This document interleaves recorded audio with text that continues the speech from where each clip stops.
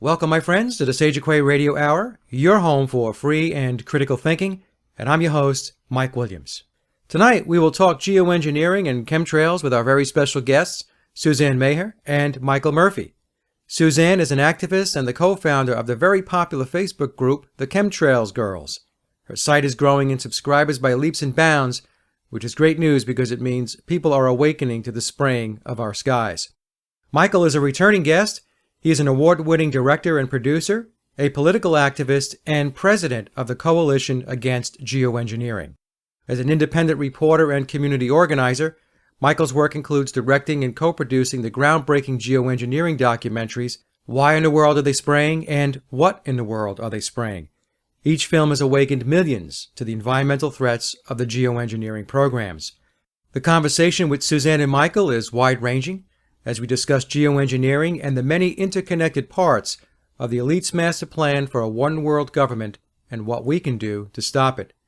We wrap our conversation up with Suzanne reading a wonderful poem she penned called The Warrior. And to kick things off, I asked Suzanne how she got started in her activism, and here is what she had to say. Well, basically, I think, Mike, I've always known on a peripheral level for a number of years that something didn't seem right. Why was our water fluoridated? Why were there so many poisonous additives in our food? Governments instigating pointless wars, banker bailouts, etc. But I never really connected the dots until a few years ago when I met Hannah. So it was almost 3 years ago when I was introduced to chemtrails and weather modification. I stumbled onto it, really. I was on a website of a young girl, 6 years old, Hannah, who was selling handmade hair accessories and jewelry. She had a notice on her website saying a portion of her earnings were going to stop chemtrails, and that she was very unhappy because her and her mother could no longer go outside. The skies were no longer blue. We were being sprayed. So I was curious and disturbed at the same time, so I started doing research on the subject, and I'm really, really grateful to Hannah, who introduced me to what I consider the most threatening issue facing us today. Okay, so basically, someone from the younger generation got your interest piqued.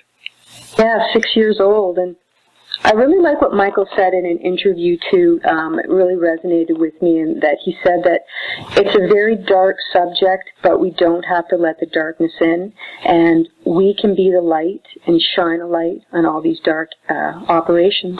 So how did that lead to your Facebook page, Suzanne? Is that the only page you have is Facebook, or do you have a website?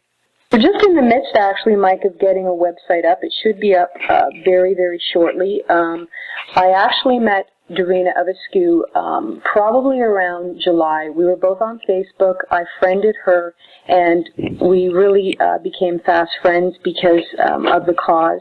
So we banded together and started out. We just teamed up and started working together on it. So it's been about 5 months since it all got going. So it's developed rather quickly, actually, which is great. It's very active because I belong to a couple of the geoengineering and chemtrail pages on Facebook, and yours is by far one of the most active on Facebook. Yeah, I think it's amazing because when we first started out, Mike, it was we started off with about 90 people. And so in 3 months, we've increased that number to almost 1,500. So I mean it's incredible, the growth. Right now we're averaging about 20 to 50 new members a day. Wow, that's a lot. And when did it get started? How long ago? 3 months ago. It started off with simply 90 people. So it's amazing. That's phenomenal. That really Very is. encouraging. Well, it is, because it takes a while to get traction with anything that you do. Blogs, YouTube channels, whatever it may be, Facebook pages. So good for you. Yeah, Very good. Thank you. Yeah. So now, just to move into this a little bit, Michael, maybe you can help us with this. Why are the elites doing this to us? Why are they spraying? What's the purpose of the geoengineering program? You'll hear a lot of reasons why they do this. It's to manage the weather, it's weather warfare, it's for communications, it's terraforming. What's your view on that? I think it's all of the above, and probably many things that we don't even know. There are many agendas, many things that can be achieved by putting aerosols, whether it be aluminum or nanofibers, into our atmosphere. Of course, in Why in the World Are They Spraying? We covered it just from the weather control, and that has to do with controlling our food supply. Really, if you control the weather, you control the planet. You know, it's that simple. So it gives the people who are at the top of these programs the ability to consolidate an enormous amount of both monetary and political power into the hands of a few, literally at the expense of all life on the planet. And I live on an organic farm in Maui, and we are off-grid, and we tend to depend on nature, natural rain, natural seeds, and everything to live. And I'm not 100% there, but some people are. They live 100% off the land, and I had the epiphany there. And just from the weather control aspect, if you look at this, they're destroying our soils. They're destroying our ability to grow natural organic foods, and the farmers that we interviewed had seen, one had seen a 50%, I believe, and the other had seen a 70% decline in their ability to get yields over a 10-year period. USDA is saying by 2030 we will have a 50% more reduction in our ability to get yields due to abiotic stress. Abiotic stress is anything that stresses the soil. It's too much moisture, heavy metal contamination, it's drought conditions. So Monsanto has developed this seed that will grow in this new condition. So what I believe it is, and this is what all the major religions talk about. They talk about in the end times this, I know the Bible calls it the beast will rise up and control the planet. And if you look, when we're living off of nature, natural seeds, natural rain, dependent on that, we're really dependent on God, on nature. And because now they have taken the hand of God, and geoengineer David Keith said that geoengineering gives man godlike power, they are destroying nature. And in destroying the nature, they redesign it. So they're redesigning seeds. And in that, they become the author of life, and they become God when they become the author of life. So that's where the shift to power happens. And that's what's happening, and that's what they're attempting to do. However, thanks to Suzanne and Doreen and all of the new activists who are really coming forth in a powerful and a strong way in truth and integrity, we're making inroads. And now we have groups like Max Bliss, who is addressing this politically. He's going into the climate meetings. He's talking about this. And actually, I was unaware of this, and many scientists are unaware of this. 500 climate laws, new climate laws, are scheduled to go into effect to 2015. So they're using this fear tactic of CO2 global warming as an excuse to usher in, which is really related to a huge shift to power. It's a multi-trillion-dollar industry for some people, but it also has to do with land rights. It has to do with complete control.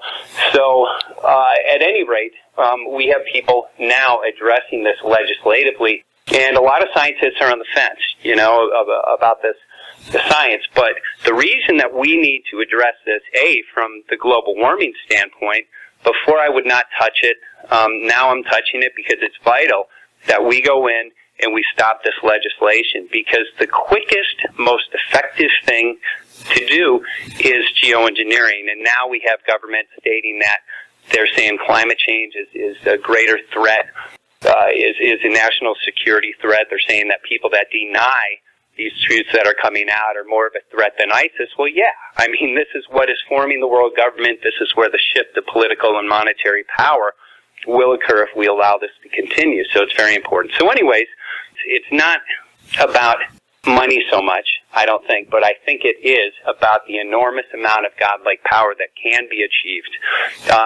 We're very much at very close to losing our chance to fight this battle legislatively. We will not stop even if they pass the laws, and it looks like what they're going to do is try and bypass Congress. And Obama already did an illegal deal with China, and everything looked good, it looked like cutting down emissions. Nobody wants pollution, that looks really good. But once you come in and you bypass Congress and you start creating world government, and that's what they're doing, and when the counties sign on to this, They literally give up their sovereignty, and once they do that, boom, that's when you're going to see the cap and trade come in. That's when you're going to see the shift to power come in. That's when you're going to see us getting taxed for for using hair dryers and stuff in our house. So we're looking at a real grim future if we don't address this. But more concerning, I think that's when they're going to say, hey, we have a climate emergency, and that's what they're calling for, and we have to spray the planet. So they come in with these laws that look good, that many people would support. They do it incrementally, so it's called incrementalization. And once they get the foot in the door, the second round is where the heavy hitting laws come in, the ones that really impact us, and the ones that really shift power into the hands of the elite. And of course, geoengineering is definitely on the plans. So it's not a good direction that they're going, but it's an incredible direction that those of us who are addressing this within truth and integrity, who are having an impact, and we will have an impact, and we will get these programs stopped.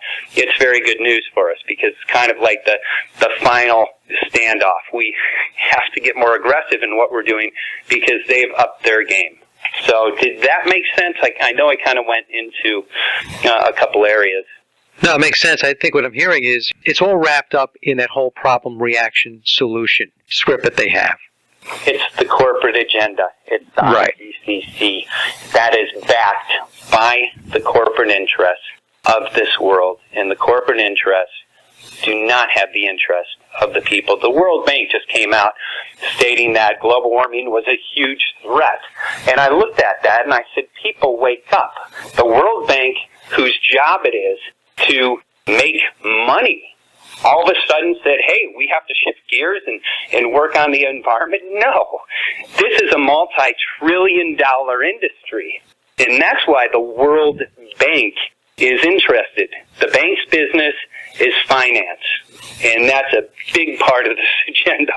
And people should wake up right there when they see a report from the World Bank. That's like a drug dealer coming out with an anti-drug campaign. Of course, they do. If you're talking about the Bushes or other elements of our government. However, it's very contradictory. So hopefully people, and I think people are waking up. And I think it's important, before I thought it's imprudent because it would create division within our movement, but now I see why it's so critical that we address this, in that we go in and we address it from the standpoint that this is not a legitimate argument. I can go into details probably at a later date because I want to hear so much of what Suzanne has to say, but that is what has kept us the only movement that can stop this legislation, the geoengineering legislation. It's been not bringing the global warming issue onto the table. And that's what I think, we spoke in our last conversation about the co-opting of the movement. And we've seen activist after activist who have stood up talking about their beliefs about global warming, just getting ruthlessly attacked and getting the reputations destroyed. It's because that is what is threatening. And once we address that, we have the ability, I think, to stop the legislation. And I don't think geoengineers are really concerned about us, really becoming aware of this. What they are concerned about is getting the laws in place, creating the world government, and that's where the shift to power is going to happen. So I think that's why we saw what we saw enter into the movement. Unfortunately, it's still continuing, but I'd like to kind of move on from there. And but that's the direction that I'm taking. And, anything that comes out of an international body is coming out of a globalist infrastructure. So, as you had said, when they come up with these laws or these proposals, whatever it may be, everybody really needs to pay attention. And that brings me back to Suzanne for a second. Suzanne, you had mentioned that when you had first become aware of weather modification, that you had also had become aware or were aware of fluoride and so on. So is part of the problem, you think, with the awareness or the waking up of people that there is really an attack on the mind-body dynamic, things like fluoride, GMO, chemtrails, vaccines, flu shots, and so on? Absolutely. They're controlling the population through conditioned psychosocial control, which is through all these modified seeds and contaminated water and vaccines. So it's an absolute coup d'etat on our existence. And people are in so many areas, just zombified and dumbed down by the distractions of daily life, their problems, their jobs, the television, that it's really hard for many to discern fact from fiction. But when you look at all these dots connecting, you just think, is this just a series of breathtaking coincidences, or are we witnessing, the most vicious assault on humankind that people have experienced? And you can only really look to the latter, because every area we're being assaulted in, like the arrows are coming from every direction. So this is just not an accident. It's very deliberate and definitely a psychosocial attack. So Michael had mentioned that the motivator appears to be, at least from his perspective, control. So your perspective on why the elites would be doing this? My perspective is, and I completely agree with Michael in terms of control. Basically, they want a compliant, docile society, and they want us just to be just smart enough to run the machines and pretty much passively accept all the nefarious agendas that are being used against us. And we're the bad humans that need to pay for our existence, so they're going to slap a carbon tax on us. And they also want us perpetually ill so that we'll be forever reliant on big pharma. And healthy critical thinkers are not good for their agenda. So basically this is just a soft kill and a slow kill of the population. And it is estimated that over 1 billion people will die in a decade if a carbon tax were to be instituted. People simply cannot be taxed any more than they already are. So you believe that the depopulation agenda is in play? Absolutely, no question. I agree. All the telltale signs are there. It's when you take a step back and you wake up to this stuff, you see it. There's all these little dots, and then all you need to do is connect the dots, and you can see what's going on. That's the thing, and it's all about connecting the dots because, again, on a peripheral level, I never really saw the connections, and then the chemtrails just pieced it all together for me. Yeah. So, I put a video up, I guess about a week ago, up on the blog, and it was a great video. It was showing a plane that was zoomed in. This guy had amazing zoom capabilities on this camera, and so this plane was obviously spraying. It was very apparent because the sprays would start, stop, and so on. In fact, I have a picture I took here locally, going back a couple of months ago, where a plane left an aerosol trail in a circle. And the reason why I'm bringing this up is because it's clear, if you're not in denial and you're critically thinking, that airplane is spraying. What is keeping people from looking at something and calling a spade a spade? What is the problem? Why are they in denial when they look at an airplane and they see the footage and they're being told that this is happening, yet they just don't go there? What's your perspective on that? That is changing rapidly. I entered into this movement really strong back in 2010, and after the first film, let me tell you, I think it was the most challenging position that I had because I was getting thousands of emails, people who didn't want to believe it. We had the facts out there, we had the documentation about the rain sample scientists coming out and talking about it. And for a lot of people, especially at that time, the environment is changing. However, it's very difficult for people to believe that somebody would do that to somebody else, something so harmful. And that's because most of the people in the world are good people, and they don't have intentions. But if we look at power is an addiction, especially godlike power. And again, geoengineer David Keith said geoengineering gives man godlike power. And in any addiction, we see people do things that are harmful to themselves and also many times harmful, to the very people that they love.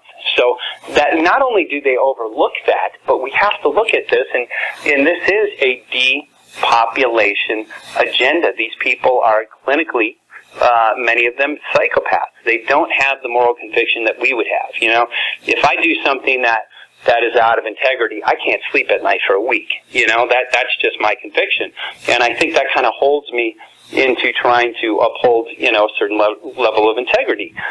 These people don't have that. They have an agenda, and a lot of people think, all people think alike, and we're all human beings. That is not true. We have documented cases here. I'm in Chicago right now. We have 47 shootings every weekend. There are people that have no value for human life.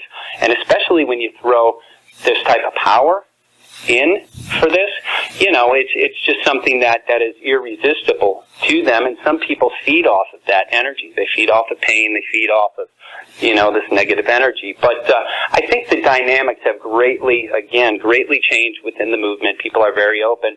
And, I know both films, What and Why in the World Are They Spraying, were put together in a way that was, we peeled one layer off of the onion. This issue goes much deeper, probably deeper than any of us even know, but it was palatable to most people. So now that it's sort of come out, and I did a lot of booths and stuff like the Chemtrail Girls, and was out there, and a lot of people grasped it, but at that time, a lot of people did not. Today, I'm talking to people, and they're like, you know what?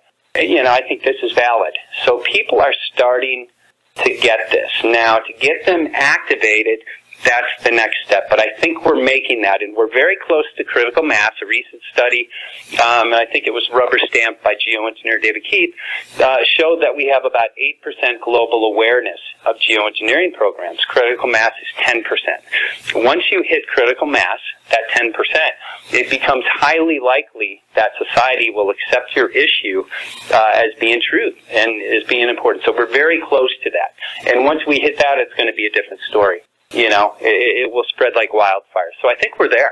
I really do. Well, Suzanne, how about you have the program now with the little billboards or the signs? Is it in the train stations? Yes, it is. Yep. Yep. And also, there was a magazine. I remember reading a post of yours on Facebook that has a full-page ad, I guess. Yeah, we actually have an ad up in the subway. There was 120 poster cards on the Yonge Street subway line in Toronto. It's for a month, 4 weeks. And then the Now magazine, which you can pick up for free all around Toronto, and more importantly, you can pick up on the subway. That was for 3 weeks. So the last publication will be this week for Now, and then the TTC will end next week. So it seems to be really well received. And what I'm also doing now, when I have the time, is when people ask for new requests on Facebook, I ask them how they heard of us to discern how successful this campaign is becoming. And, a lot of people are saying, yes, heard of you on the subway, yes, heard of you on Now. So it does seem to be fairly effective in terms of spreading the message, because, again, you're getting a captive audience in the subway. People have nothing to do but look at the walls there, So right. It's a good thing. I think it's been effective. Okay, because I was going to ask how you were measuring the effectiveness. Add on to that, if I could just interject, because I think it's important. And if we look at the way our corporate mainstream media, owned by 6 or 7 families that are really, controlling the very corporate interests that benefit from these programs, if you look at the campaigns that they put on the nightly news in terms of, let's say, whether it's the Iraq War or going into, with the military movement into a certain region, they prime the public with billions and billions of dollars around the nation for several hours a day in order to get the public to accept their agenda. And that's how they do it. And they have very specific techniques. Now, most of us in the movement were struggling with finances, So what we have achieved with, what would probably be, a penny on every $1 million that they spend, we've had tremendous amount of success. But again, it does take people a long time to hear an issue many times before they start buying into it. And that's why our mainstream media is so persistent and so effective. However, truth is very powerful as well. And, for instance, certain agendas, if we look at the global warming agenda, that's been pumped for, 20 years now. They've been priming the public in order to accept this. Now they're starting to have a fallout. And the reason, when you have truth, when you speak truth, you can vaporize 20 years and billions and trillions of dollars of time that they put in just with 5 minutes of truth. And we are seeing that. And that's why we're effective. But it's so important, the things that the Chemtrail Girls and, Troy Lessard with Global March Against Chemtrails and Geoengineering, people need to see this on a daily basis. And that's why I think the magazine, the subway campaign, very effective. If we had that, happening for the next 8 months in every city, we'd be way past critical mass. So, I just have so much respect for what you're doing and how you're getting the message out. And I really think it's been the most effective campaign, Suzanne, that so far, at least in terms of what I've seen within the movement. So we need to encourage other people to move forward in that capacity and do the things that you're doing. I think you're a very good example for what we should be doing as activists and people who are concerned about this. Now, Suzanne, was that community funded or self-funded, that program? Everything that Doreen and I have done is self-funded. We also have a billboard up here, Mike, in Muskoka on Highway 169. That's been up since July, and that will probably continue to be up for the next little while. So, so that's been good too. So just plugging away. Yeah, we had some billboards go up here in the United States too. It was last year. One was in Atlanta, and I guess they were going to do a couple of more cities across the country. I don't know how effective it was, but I remember when I saw the article and reposted it, I thought to myself, good, because this has to raise awareness. Some people will debate that maybe it won't, but I think it is, because if you look at a billboard or you look at the sign on the subway, if you look at the back of an advertisement on a magazine, you're going to see the pictures, and then you're going to look up and you're going to see the same thing in the picture in the magazine. That's exactly why we did it. We wanted to hit them twice. In the magazine, boom, and then you go into the subway, and then you see the message again. And what we're going to do, actually, when we get our website up and running, we're going to have a donation page, and I think we'd like to match, for example, first $1,000, we'll match that 1,000. So it'll get the momentum going and building. Yeah, we've got a lot of good ideas in the works, so. Now, how about the difference between chemtrails and contrails, and then I guess we can get into HARP and NextRad and stuff like that. How do we explain the difference between a contrail and a chemtrail? Want me to take that, Michael? If you feel so led. Okay. Well, basically, I think there's two issues we can look at in this situation. First off is the high bypass turbofan jet engine, which most of the planes now utilize, and these planes are much too sophisticated to produce contrails because they're just too efficient. So the ratio of air to exhaust is too high, and most of the air is expelled from the back of the engine, and it's not combusted, but it's passed through the fan, and it's blown out the back, so it doesn't mix with the jet fuel at all. So it's almost like a propeller plane. And when I've looked at pictures of these turbofan engines, the fans are absolutely mammoth. And the engines are puny, so basically it's all fan. And I know they've made these engines this way for cost efficiency, so there's less jet fuel expended. So also in terms of condensation trails, it requires very cold temperatures and high humidity.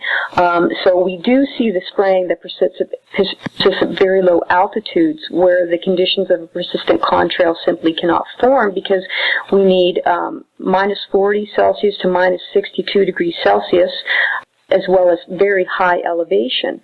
So basically, and another thing too is how can ice crystals be emitted directly out of a searing hot jet engine? You'll see this all the time with no gap from the engine to the emission, and you see the nozzles retrofitted on the wingtips and the back of engines, and so they're spraying us high and then they're spraying us low.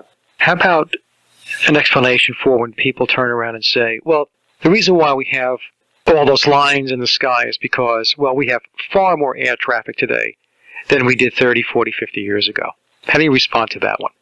Basically, we can look at contrails are just simply a mixture of condensed water vapor created at high altitudes, and they dissipate quickly without a trace, whereas chemtrails are a composition of the various metals, aluminum, barium, strontium, ethylene dibromide, etc.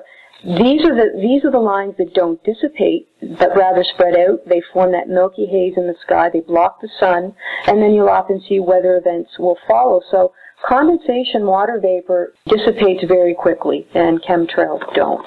So it doesn't really matter in terms of air traffic. That's a moot point, I believe. Yeah, plus my response to that is there are areas where there shouldn't be much air traffic at all. yet there's a tremendous amount of aerosol spraying taking place.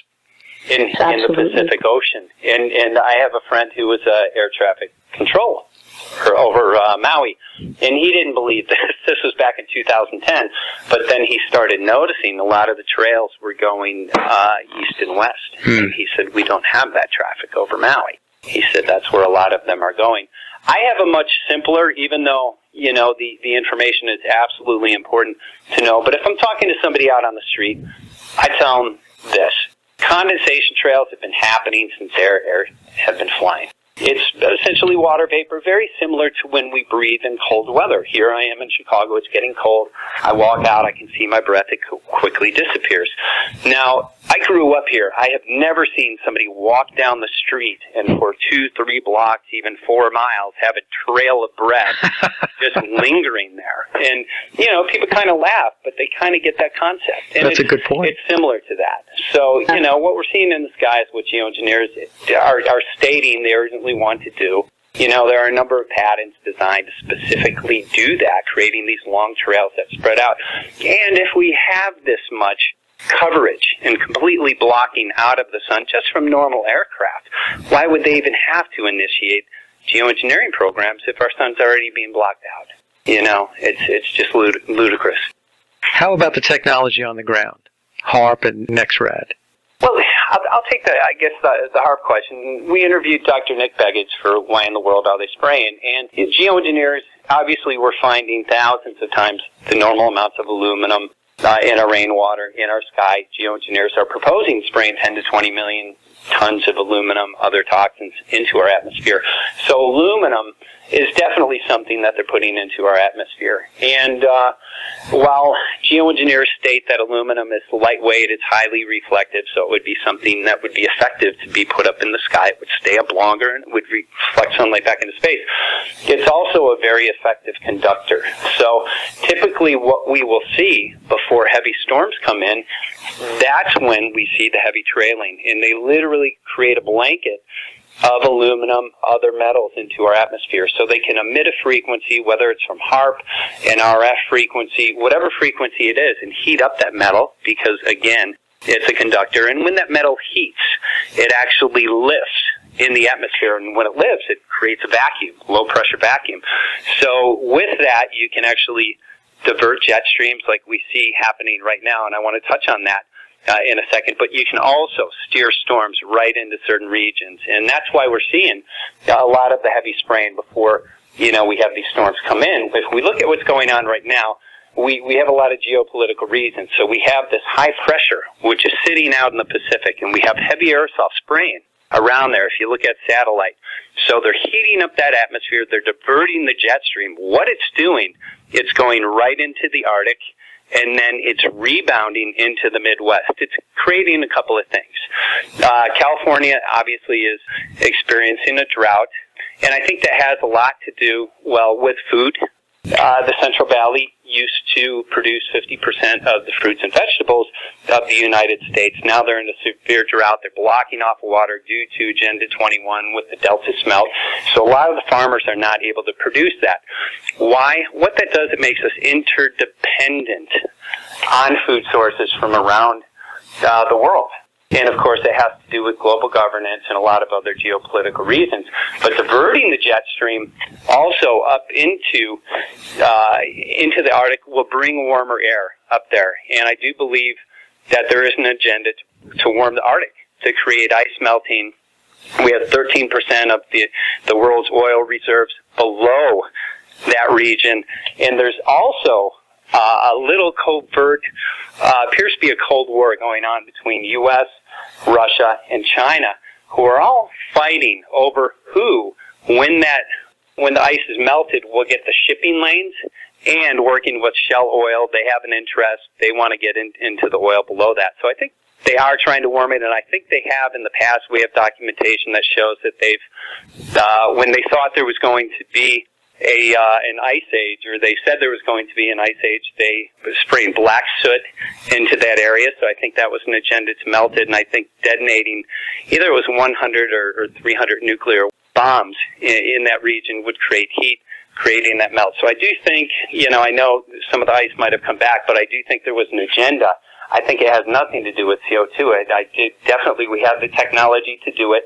There are, again, governments who have an interest in melting that. They've been speaking about it since, the 70s, about melting it. So I'm studying up, so that's an area that I'm looking into, and hopefully I'll be able to articulate. But I think I'm going in the right direction.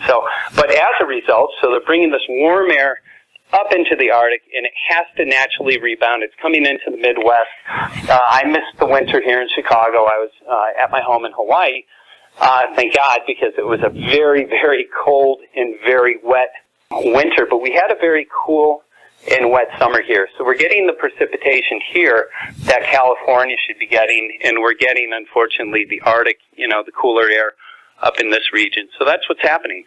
I live in North Carolina, and I've been here for 20 years, and I can tell you that I have seen the weather change drastically. They spray incessantly here. It's totally out of control on most days. What do you see, Mike? Well, usually 7 a.m. or 8 a.m. in the morning, Suzanne, what will happen is I'll look out the window and I'll see the parallel lines in the sky, right? And then the crisscrosses and the semicircles and so on. And then usually, I guess by noon, 1 p.m., there's a whiteout. I can tell you that the summers here in North Carolina have not been nearly as warm as they had been when I first came down here. Typically in July and August in North Carolina, it's very, very hot. We haven't had that. We've had a lot of rain and just very erratic weather. We will have days where it'll be 75 degrees. We just had this last week, 75 degrees, and the next day it's 50 degrees or it's 45 degrees. And then it swings up again, it'll be 65, and then it swings down again. It's like a roller coaster. It's just not normal weather. But that's what I'm getting here. I'm sure you guys are seeing something similar. Absolutely, yeah. Now, one of the questions that I also get asked is, hey, look, you're talking about all this gloom and doom, Mike, and destruction of the planet, but these people, these elites, whoever these people are, don't they have to live here too? So if they're destroying the planet, why would they do that since they have to exist here also? I have the answer for that. Okay, good. And I'm sure the addiction thing is going to come in, and I'm going to be attacked, and we have to laugh about that. But again, David Keith said geoengineering gives man godlike power. Power is an addiction. And every day, and I'm sure many of the audience and many of us have family members who have fallen to addiction. And in that addiction, to get the rush of the drug that they use, many times they're destroying their health, but also really harming their families. And it's to get that rush. How much more of a rush is godlike power? I've never chased godlike power. Probably none of our audience has, but it's probably much greater rush than any substance that you could use. And I think that's what we're dealing with, but I think it actually goes deeper than that. But it is. It's about destroying life and becoming godlike. So to compromise our health a little bit, for that we have executives that leave their families and they die of heart attacks, and they know it's unhealthy because they're putting in 70 hours, 80 hours a week in order to make money, and this is maybe a couple $100,000 a year. Think about if it was a couple $1 trillion and all the power that they're going after, and I think that's what we're seeing. So it's not uncommon. We've had this pattern going on, since the beginning of time, and people do compromise their health and other things in order to achieve their objectives in life, and unfortunately that's very unhealthy, and it does harm other people. So that's what I think we're dealing with. Yeah, plus who knows what technology they think they have in their back pocket to help them out, to push things along. Who knows, But let me ask this, though. We have the aluminum, we have the barium, we have the strontium, we have all these chemicals coming down. Is there a way to extract these metals out of our bodies? I certainly think there is. I don't think there's actually one catch-all or a panacea. I think you've got to really work at it. I know I do. And I know Michael and I both take MSM sulfur, which is fabulous. It's a great detox. But I can name a few things. I think one of the most important things is to keep your immune system strong, and we have to keep our body alkaline. If it's acidic, that's when disease processes take place. So I can highly recommend the organic sulfur, MSM. I can speak to krill oil, vitamin D, bentonite clay, Epsom salt foot baths, colloidal silver. There's a lot of good herbs we can take, we can put in our food, so very inexpensive. Garlic, shiitake mushrooms, cilantro, ginger. Zeolite is a really good chelator as well. I've used that. Organic vegetable juices, I really recommend people juice and a lot of green juices. Avocado, great for omegas. Apple cider vinegar keeps you alkaline. IV vitamins and inhalation as well, if you can do it. If you can get to a naturopath or homeopath, those are really powerful. Ionic foot cleanses. There's one simple thing, actually, and I was just thinking about it the other day, and I don't think a lot of people would realize is take your shoes off as soon as you get in the house, because we're tracking all this stuff from outside. It's going on our furniture, on our clothes, on our bedding. So as soon as you come in from the outdoors, and even your coats and hats, remove them, wash them, because you're just tracking that all over the indoor home. So, and keep a humidifier if you can get any kind of air filtration system, as well as reverse osmosis, any kind of system that you can get the fluoride out of your water. I have friends of mine that are aware of this, and they will say that when the spraying takes place, they can notice a lethargy that takes over their body and aches and pains. Is this something that you're also hearing, either Michael or Suzanne?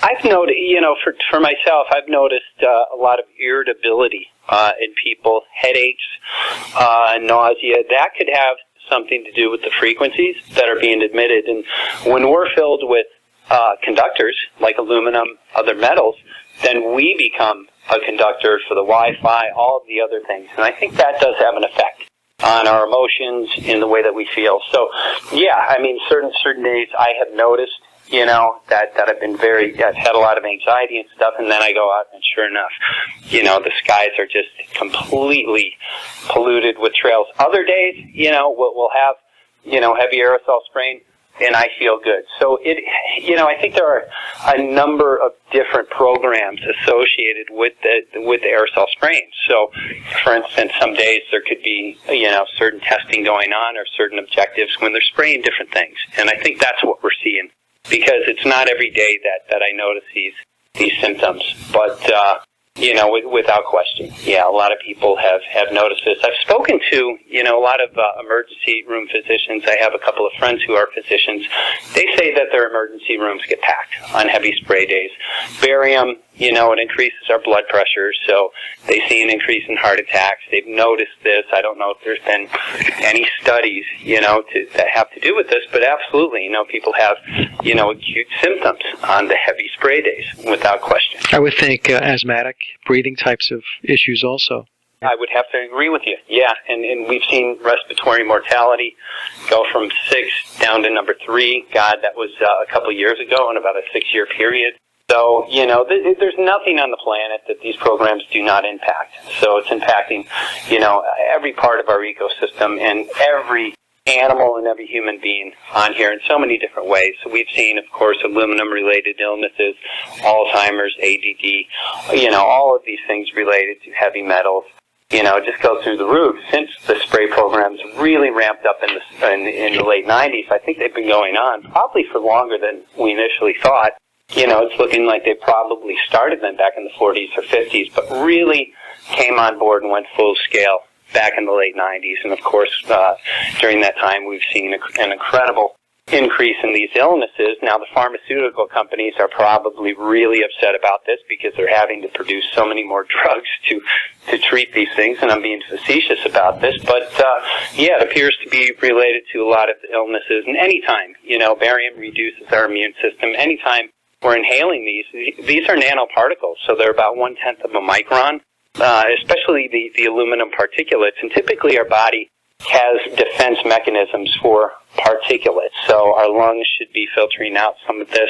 And then also we have a blood-brain barrier, but these are so small, and I think they go right past our blood-brain barrier, and that's why it's important to utilize the things that Suzanne had spoken about. Chlorella was another thing that I typically use. I did start selling the MSM sulfur at organicsulfur.net if anybody's interested in that.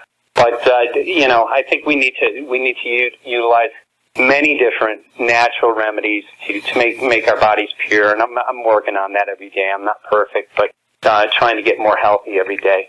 You know what I noticed, because growing up in the 60s and 70s, how many people do I know when I was growing up, a young guy in my 20s and 30s, that had all these allergies, had all of these symptoms like asthma? It just seems very odd to me when I go back and I take a trip down memory lane. I don't really remember that many people, to be honest with you, with allergies and asthma and so on and so forth. But today, it's completely out of control. I mean, everybody has allergies. Everybody has something with their breathing, respiratory issues, and God knows everybody's taking all kinds of anti-inflammatories.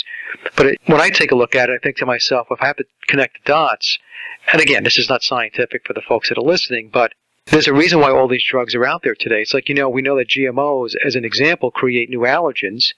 And then we see that all the allergy medications that used to be prescription, they then become over-the-counter and easily available. I don't know if that makes sense to you guys, but that's kind of what I'm saying. I'd like to add something, too, in the fact that, in this day and age, with our technology, with the academic science we have, we shouldn't be suffering from these long, protracted, drawn-out illnesses, which people are getting younger and younger. We should be all living to a healthy 80 or 90 and just kind of falling off the cliff. Right. So I think people need to understand that, these illnesses are not happening by accident, as well as the lack of sunlight, the vitamin D, which is essential to our immune systems. And if we're not getting that vitamin D, that's a big problem as well. The global dimming of 20%, Suzanne, is this something you subscribe to? Absolutely. I've actually read, too, 22%. I know Alana Freeland cites 16% less oxygen, which is certainly a concern, and that speaks to the asthma and all the respiratory issues as well. People are not getting enough air. Another piece of this that I find to be probably the most insidious is the indoctrination of children, to get them conditioned to accepting the spraying as something that is quite normal. It's not spraying. These are just these are new clouds. In fact, I think NASA had come out with a pamphlet or a brochure which explained that there are new clouds now. We never have new trees or new rocks or anything, but we have new clouds. So, Did you guys want to comment on that? I don't know, Michael or Suzanne, whoever wants to take that. I was a teacher in grammar school, so yeah, it was during the time it was kind of crazy when I was starting to wake up about this, and I was looking at the things in the books, and I wasn't well versed on the geoengineering, the chemtrail issue, but yeah, National Geographic kids, they are renaming clouds, and any time when you alter or terraform the planet, and that's what's going on, people have to accept this, and if people woke up to actually realizing what was going on, oh my God, we would have a revolution tomorrow, and they are waking up. It's not happening as quickly as we want to, but it's happening quickly. But there has to be a disinfo campaign, and it has to be a strong disinfo campaign. And our children appear to be waking up the quickest. I work with a lot of children in the inner city, and these children are amazing. And some of them, they're way ahead of where I was, even when I was in my 30s. So they're waking up to what the true agenda is, and that's where the power is. So, the agenda is, and the Head Start program, my uncle worked on that. He was in the Johnson administration, and that agenda was actually funded by the Rockefellers. And the purpose for that was to get children, a couple of reasons. They wanted to get children into the school system so they could start indoctrinating them.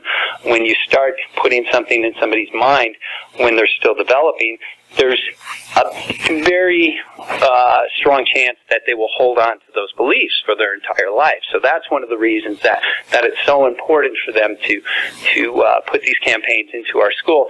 But also, that was part of getting the women into the workforce so that they could tax more and everything else and break up the family. Right. A lot of different agendas with it. But yeah, in order to have an effective campaign, and these are long-term plans. This is not something they came up with 10 years ago. It started, I believe, the Kennedy administration started talking about weather control. So it was back a long time. Johnson administration really started ramping this up. We don't know how much they, they initiated at that time, but it was right when Michael was in that administration. So,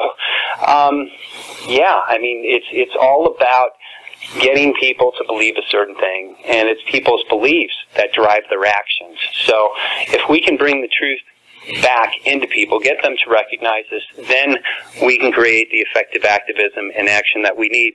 And that's what this is about. It's not only about teaching people. That's very important. That's very important. But we have to bring people with our knowledge to the next step, and that's where the action goes. And Suzanne and I have spoken about creating the global geoengineering action network. So we're going to have several different sectors, components, kind of like Thrive, what Foster Gamble did, which would focus on various areas of action. Some would be legal, some would be political. Suzanne, because she's done such a wonderful job in the Chemtrail Girls, really is hitting the streets, and I think they've just been a model for our activism. We have to talk more about how to move forward with this. I need to probably get a little bit of funding or a webmaster, so we're restructuring right now. But that's the key to this. It's action. Knowing is not enough. We can know.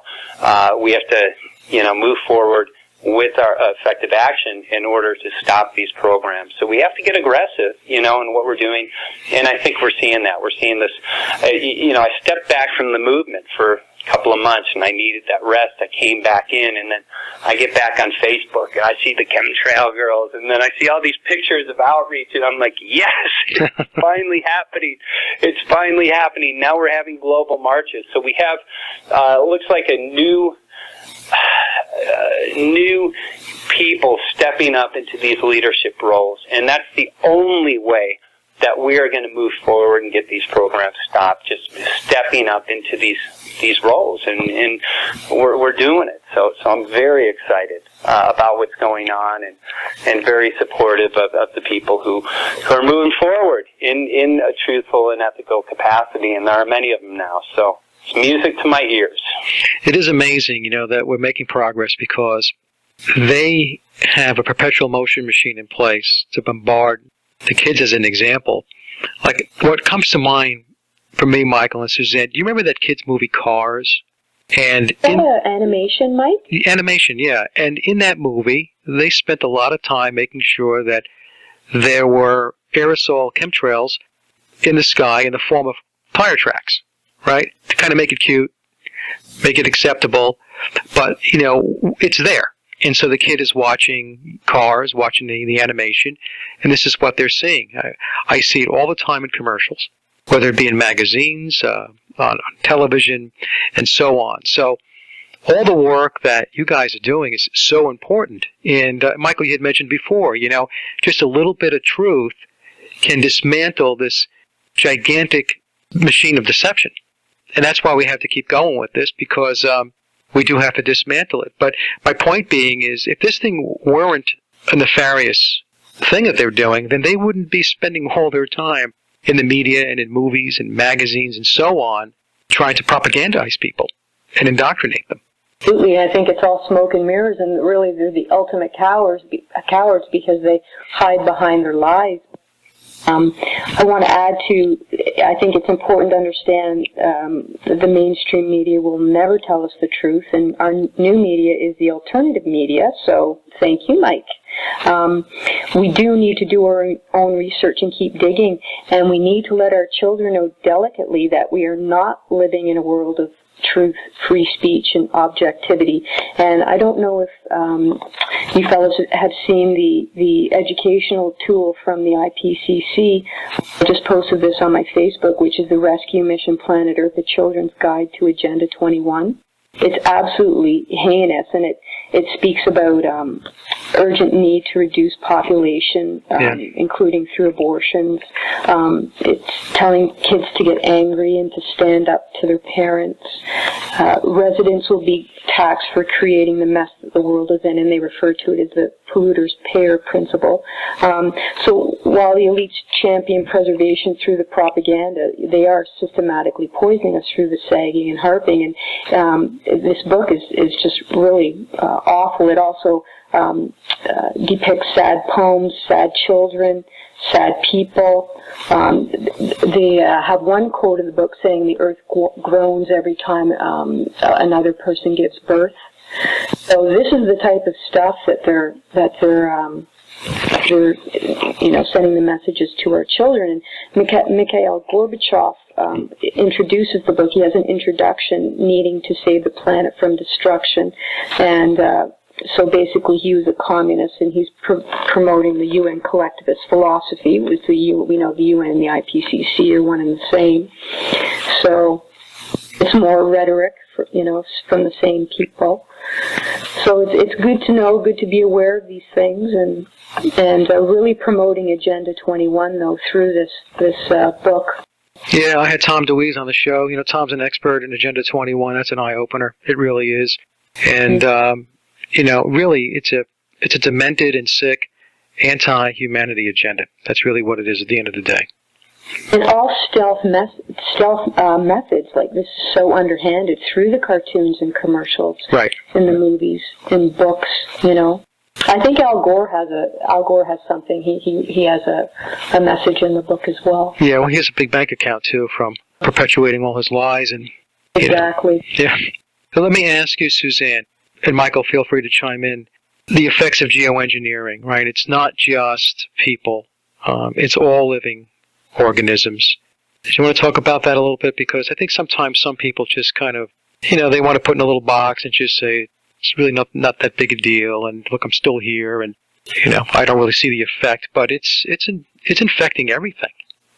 Absolutely, and I think these geoengineers, the shortcuts that they're putting in place, as Michael says, they come from places of power, but places of hubris and arrogance, and we obviously need the sun. We need the sun for our ecological system, and for scientists to want to block the sun, to me, is mind-blowing. The sun isn't the problem.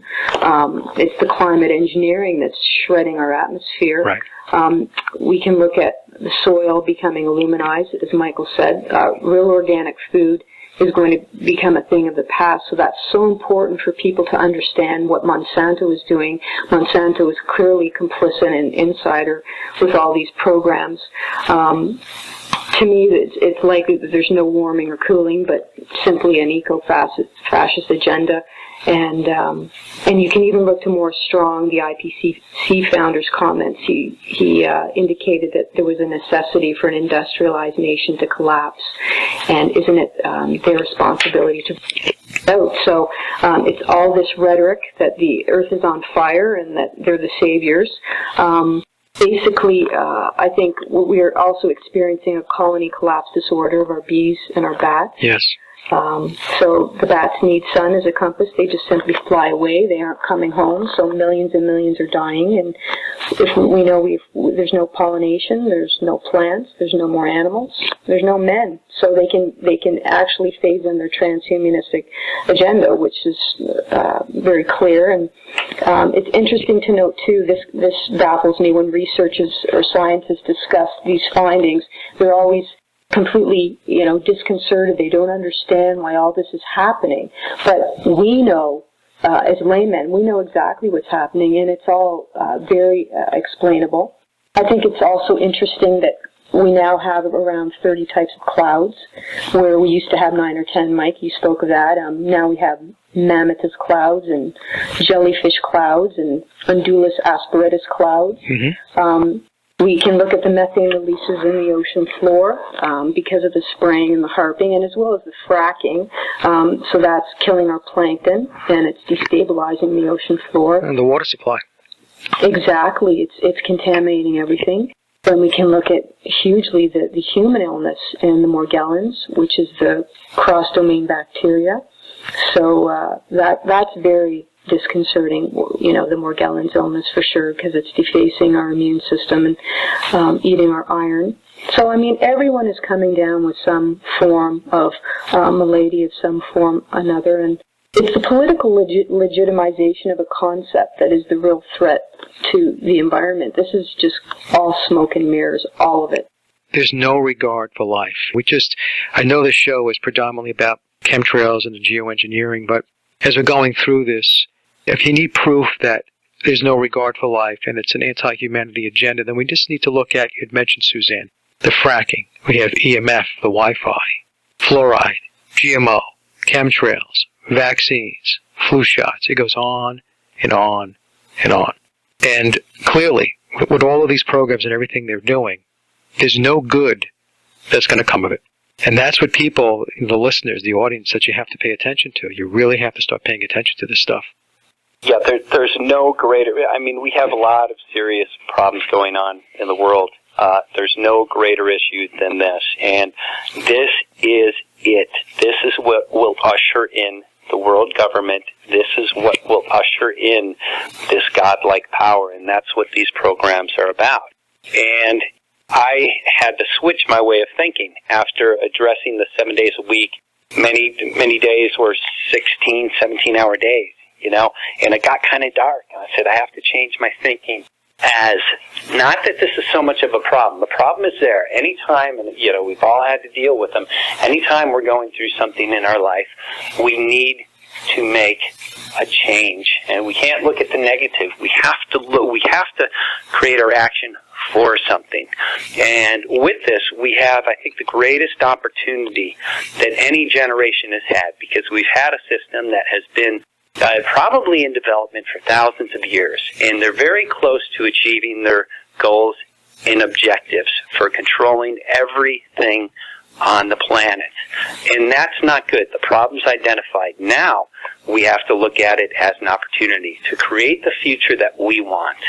And I want a future of health. I want a future of prosperity, vibrancy, all of these things. And the way to do it is to address this issue. And we can do it. And we can create this beautiful future. And this is the issue, Mike and Suzanne. And the reason for this, for the first time in the history of the planet, we have an issue that affects each and every person, each and every living thing. So we have to collectively come together and stand up. And that is one heck of an opportunity that we have. And we are the generation. So, to me, yes, there's a problem, but there is a great opportunity. And when we look at it as such, you don't have to walk out and go, "Oh my God, they're spraying today. We're doomed, and we're past the point of no return." That's a life to hell. I don't wake up every morning and address this. If we're doomed, if we're doomed, I'm going to go to the beach. And I'm going to have a good time. I wouldn't spend my time addressing this if I really believe that. Right. I believe we have a great opportunity, and it's exciting. And because of that, that's what gives me the energy to continue on in addressing this. And, I think it's so important to look at that as such, because we can really get, sucked down into the negativity of this. We can allow anger to overtake us and project anger on our audience. And when we project anger on our audience, that's not a very good vibration. That's not where we want people to be at, because anger and fear is debilitating. We need to be vibrant. We need to look at this again as an opportunity. And in doing so, we will be effective at moving forward. There's no fear here. There's no fear. There can't be fear. And there certainly can't be anger. And yes, of course, it's easy to get angry about what's going on, because we see it, but we have to compartmentalize that. That can't be our primary motivation. We have to do it out of love. Love for our children, love for the planet, not hate for the geoengineering and hate for the programs. Hate has never solved anything. It hasn't. No. It's love. We have to, as Peter Verrieg, the Belgian mayor who was in our first film, great guy, he was in What in the World Are They Spraying? He said it's not what we're fighting against, it's what we're fighting for. And we're fighting for our future. And that's the beautiful thing.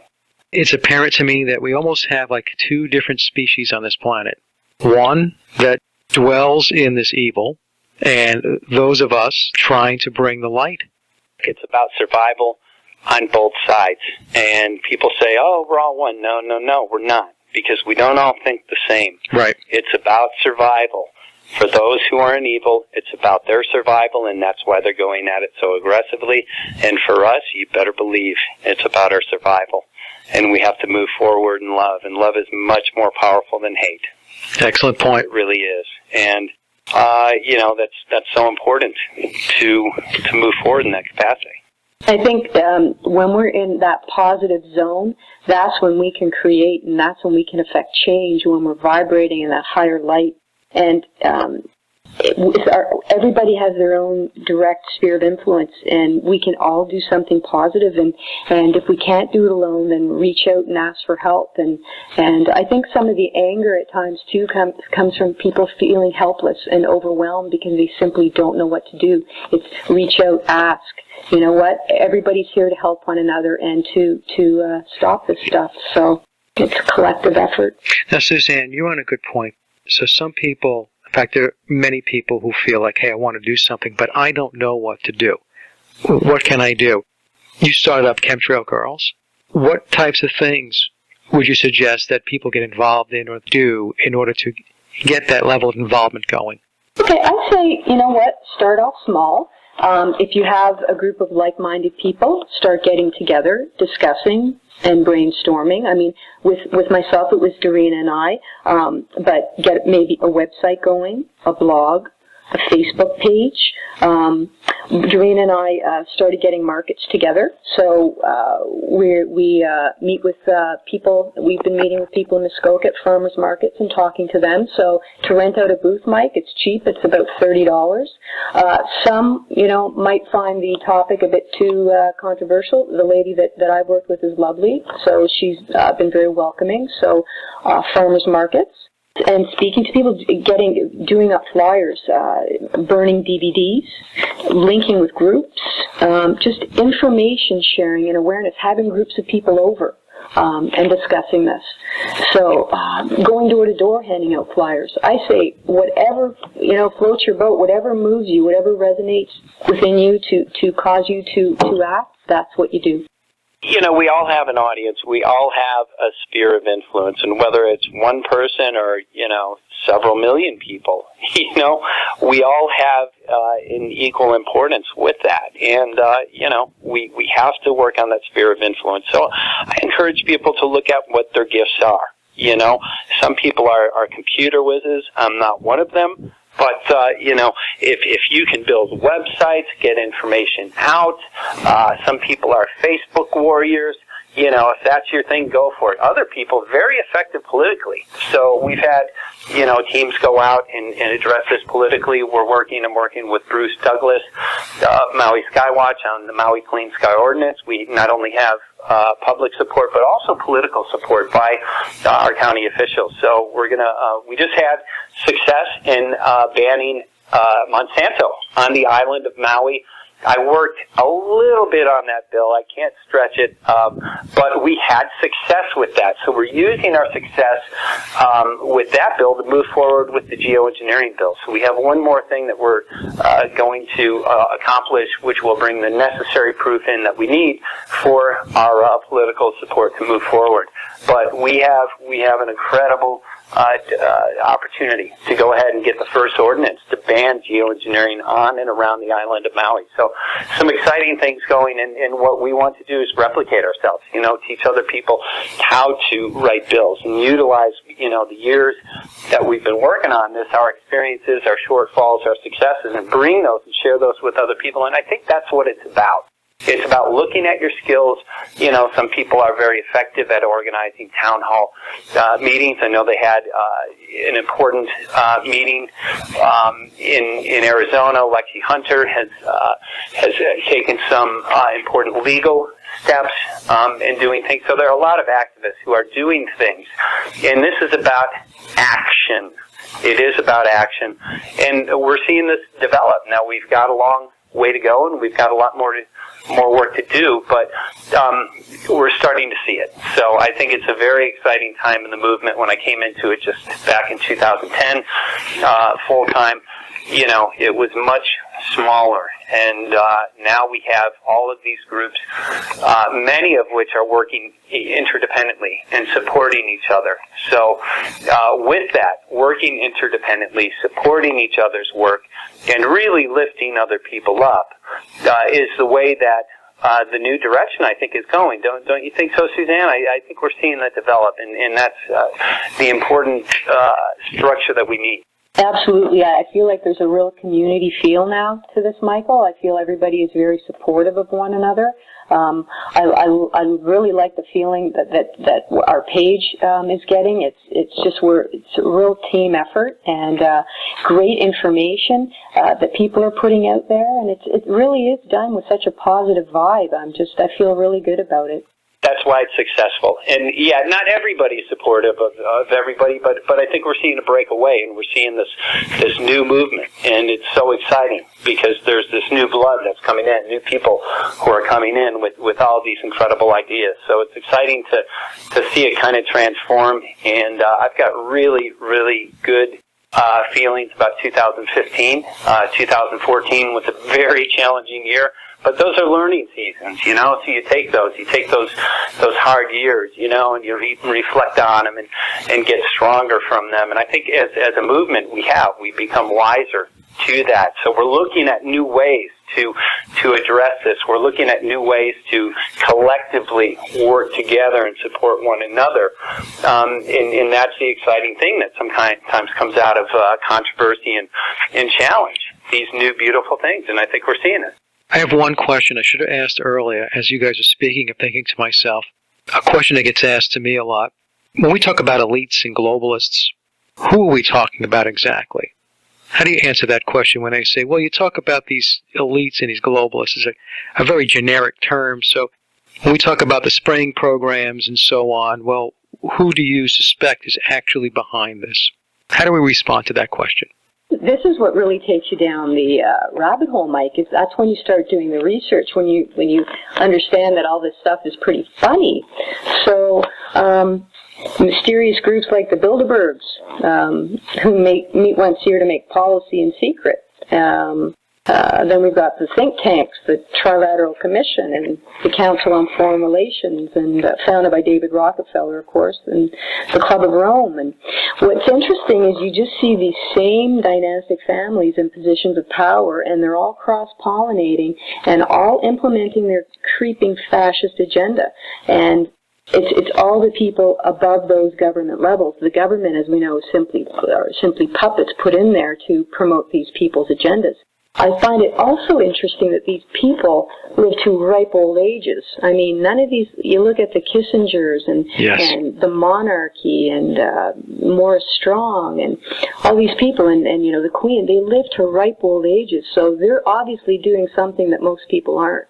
It's the secret societies pretty much. As they say, the Illuminati, whatever that means. But I think it's all these think tanks and yeah, a lot of people can't get their heads wrapped around the fact that there are secret societies. I find that, I do a lot of research into the secret societies, and when you have conversations with folks, they just can't grasp it sometimes. Oh, and that's the thing. It does take some research to understand. But it's interesting because they all do cross-pollinate, because the Bilderbergs are on the Trilateral Commission, and they're on the Council of Foreign Relations. And it's, why do we need all these think tanks? Who implements these? Well, the Rockefellers. And the United Nations, again, it's Rockefellers. And the IPCC, Morris Strong, multi-billionaire oil man. So to me, it's really transparent, Mike, once you start going down the rabbit hole. Well, it's like George Carlin said, it's a big club and you ain't in it. Oh, that's for sure. None of us are in it. Don't want to be in it. Don't want to be in it. I spoke about the fact that there are a number of individuals involved, and I really think it has to do with the central banking system. And the banking system really is the conduit that really has created the structure of control to get many people involved with this. It's the monetary system. And, there are a lot of people involved. with these programs, no question, but we have the issue of compartmentalization. So, certain people flying the airplanes, are these the people that are sitting around the boardrooms and have this agenda? Of course not. They're doing what they're told to do because they're getting a paycheck, and maybe they're being told that they're spraying vitamins. And I'm being facetious there, but, there are a lot of different elements to this, a number of different corporations, but there are people, and I think if we look closely at the Rockefellers, the Rothschilds, people who really control the banking system, and it probably goes deeper than that, but I'm not sure if that's even prudent to get into the layers. The rabbit hole goes down deep, but just in what we see manifested here, that's the system. Yeah. And the monetary system that holds the corporate system in place, that allows people to do these things, and many of them probably have no idea what they're part of. A lot of naive, good-meaning people who are probably carrying out, one part of these major programs, and they have no idea what that part is. For instance, Kristen Megan, she was environmental hygienist for the Air Force, and she was bringing in a lot of these products, acquiring them into the Air Force Base. Aluminum, barium, I think is what she said, Did she know what she was doing? Was she part of this plan? Of course not. So this conspiracy is not as big as people say it probably is. Yes, there are a number of elements, but it's not all of these people conspiring together, and that's the power that compartmentalization has. It enables thousands of different arms and legs of these programs really not being aware of what the big picture of is and what they're a part of. Now, before we wrap things up, Suzanne and Michael, I just wanted to give each of you the floor and to talk about anything else that maybe you feel we did not cover or something you wanted to talk a little bit more about in greater detail. Suzanne, anything else? Actually, I think I've covered everything I'd like to discuss. You, Michael? Just a couple of things. I did get my website back. A lot of our websites and Facebook pages were taken down, but we encourage everybody who orders a DVD of Why in the World Are They Spraying and What in the World Are They Spraying to make as many copies as you can and hand out for free. I've handed out thousands of them and continue to do so. So you can go to whyintheworldaretheyspraying.com. We have T-shirts, all kinds of activism things, but I really just want to encourage people. And we also have the link available on YouTube for free, so please send that out to your email list, Facebook it, get the information out. They've been very effective tools. The new video that the Chemtrails girls did, I thought was awesome. That was incredible. So, we have a lot of tools out there. So utilize those, please. We need to, just as the mainstream media is hammering the world public, about their issues, which gets them to support their agendas. We really need to be doing the same thing. So hopefully we can be posting things on a daily basis and getting our audience familiar with seeing this information. And that's how we get the doors open. That's how we talk to them. So again, whyintheworldaretheyspraying.com. And, I just want to encourage people, get active in some way. If your audience is one person, two people, if it's your family, sit down, talk to them about it. Sometimes saying less is better, and sometimes just handing either a flyer or a DVD is more effective than they can see it in writing. It's not coming from you, and there's really no cognitive dissonance, so you don't get into arguments there, because it can be a challenge for people to grasp this, as it was for me when I was initially introduced. So, and I want to thank, everybody who is moving forward with this. We really need, all hands on board at this time.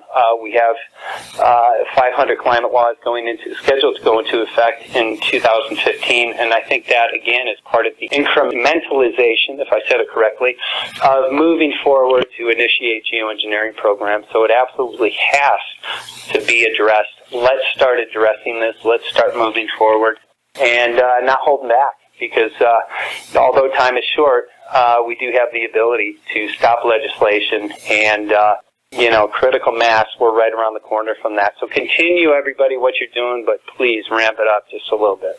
We need you. Yeah, thank you, Michael. And Suzanne, I just want to say your interview, part 1 and part 2 on my blog, has been in the top 10 for the last week and also the last 30 days. It's doing very well. As an aside to that, Mike, it's just been consolidated into one film. So, and there's a few new parts added onto it. It's just been posted on YouTube, and it's entitled Combo. Okay. So, yeah, people can look to that. And I just want to add on to Michael's too. You know, we can all change this. If we do this with love and confidence and direct, respectful action for the cause, we really can affect change. And I'm positive that we can do this. And also, I mentioned that we've got Chemtrail Girls have some good events coming. They're on the down low right now until they're locked and loaded, but they promise to be fabulous. So have people stay tuned to our wall for more information in the next few weeks. Excellent. Yeah. And Suzanne, you have a poem that you would like to read? Yeah, and actually this is to everybody in the fights, dedicated to the two gentlemen I'm speaking to right now. So it's called Warrior, and it goes like this. It matters not that your hair is long or your muscles strong. We know where you belong. Your words are a stanza of prophetic music and song. To our hearts and our ears, you ease our fears. You are a warrior with a sword, a worshiper and a lord. Your bravery and courage inspire, quenching my thirst and igniting my fire. For justice, compassion, and bravery, to end this madness, this enslavery. You are a seer, and I see you, for all you do and all you are, no matter near, no matter far.